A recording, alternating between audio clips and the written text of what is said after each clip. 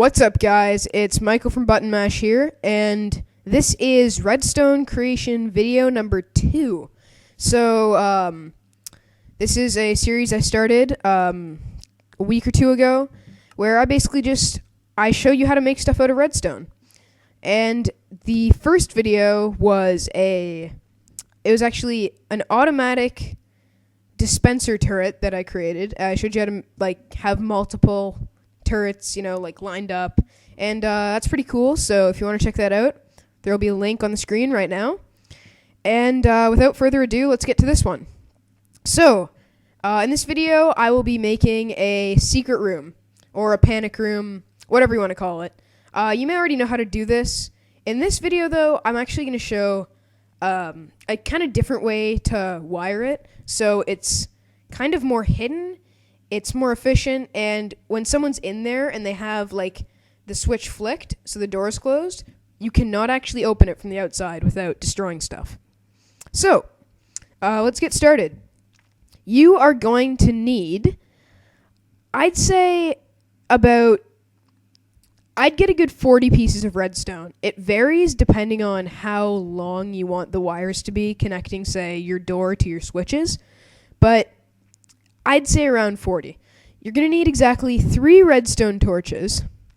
You're going to need a metal door, obviously. You're going to need some blocks of any kind. In this video, I'll use obsidian just to make the room. And lastly, you're going to need a painting.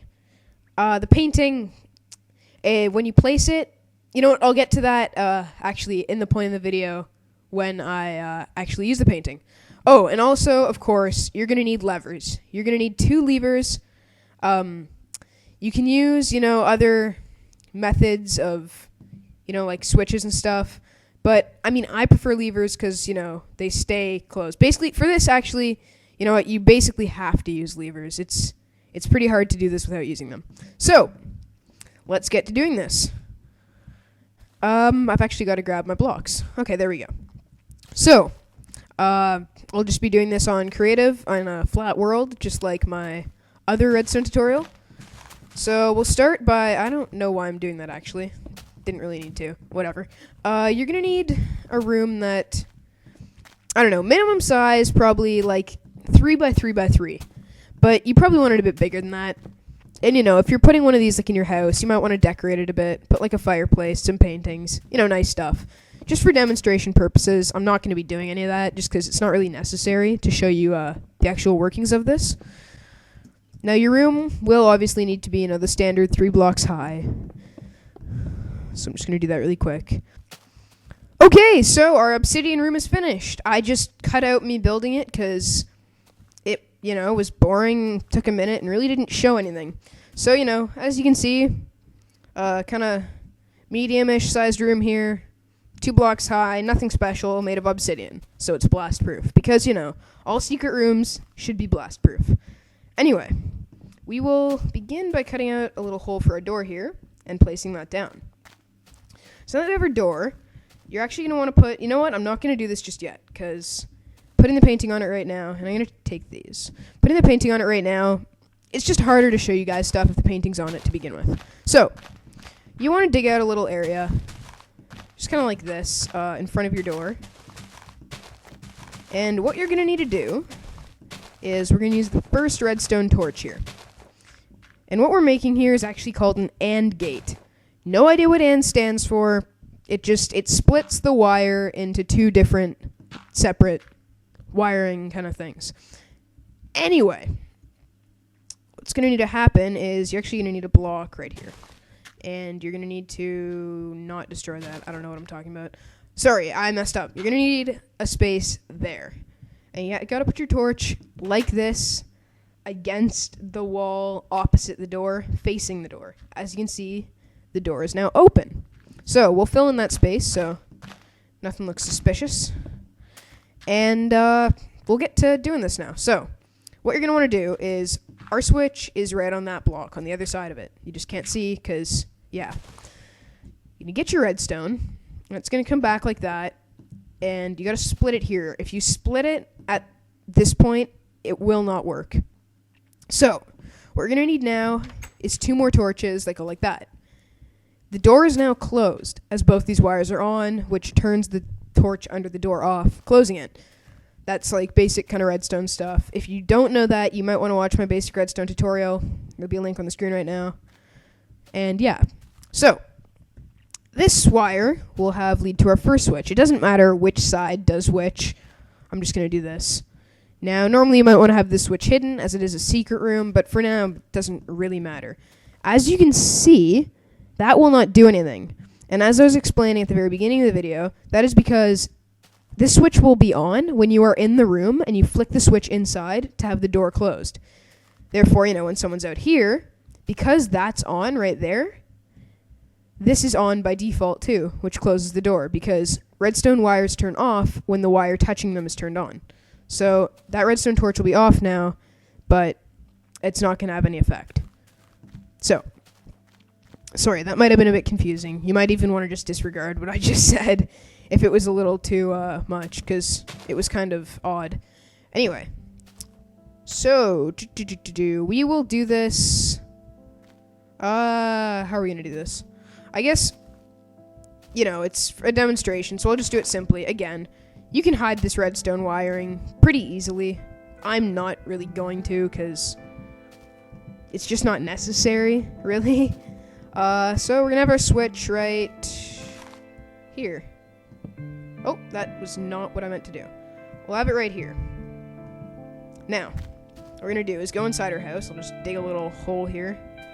And I believe we put our switch basically right here. I'll just grab that. And I don't know. I hope that worked. I'm not really quite sure. So, now that that is done, actually, you know what? You want the switch, when no one is in this room, by default, you actually want that switch turned on. You want it activated. That way, okay, that's unfortunate. So, sorry about this. Here's a problem. It's good that I made this mistake. 15 blocks of redstone, the charge actually stops, so I'm quickly just gonna slip in a repeater here. You can use a NOT gate, you can use a repeater. It really doesn't matter. Repeaters are just easier. Oh, that is not correct. There we go. Okay, so you want that by default to be on. That way, by default, this is off. So now, if you watch, when I flip the switch here, our door should open. And then, when you go inside, see now, that switches, when both switches are on, the door is open. When both switches are off, the door is closed. But you always want, when no one's in here, you want this switch on and the other switch off. And then when someone is in here, you want this switch on, which will close the door. And now, as I demonstrated earlier, if you are to pull the switch down there, I'll just make a hole in the roof, permanently here, just so it's easier to get in and out. So, if you flip the switch here, it will do nothing until the switch inside is flipped. So, I will close that up. And, time to place our painting. So, I will put our the painting right here. Oh, okay, you know what? Made a mistake there, actually. You want your blocks like this. Otherwise, it's not gonna... The painting won't place properly. So, once again, you can hide all this redstone crap. I just didn't, because, it's a demonstration video. It doesn't matter too much. So, there we go. I'm going to make it daytime really quick. Morning. There we go. Now it's easier for you to see. So, close the door. So you want the door closed, and you can place your painting, and you want to put it doesn't, basically to the left of the door on either the bottom block or the middle block. So you can do it there, you can do it there. That's just to get the painting to maximum size. I'm going to put it on the bottom block, because obviously you want the whole door to be covered. Oh, I guess that one was alright. I don't know. I want a nice big one, though. That sounded really dirty, actually. Sorry about that. That was weird. Yeah, whatever. I'll settle for that. So, when a painting is over a door, it can stay on. If you have a painting, you can place a painting covering just an empty space, but when you walk through, the painting will fall off the wall. I think you used to be able to do that, actually just go through without it falling, but now you can't. There has to be a door there. As you can see, the door is now open. Well, you can't see it, but you might have heard it. So we walk through here now, and our room is complete, basically. You just close that, and now you're in your little bomb shelter. Oh, wait a sec. There we go. So yeah, that's the basics really. It's pretty awesome. So I think I'm uploading a tour of my house and actually Alex's house too on our server. That'll be up very shortly. It's really cool. You should check it out. I actually use this little trick in that house. So yeah, thanks for watching and subscribe.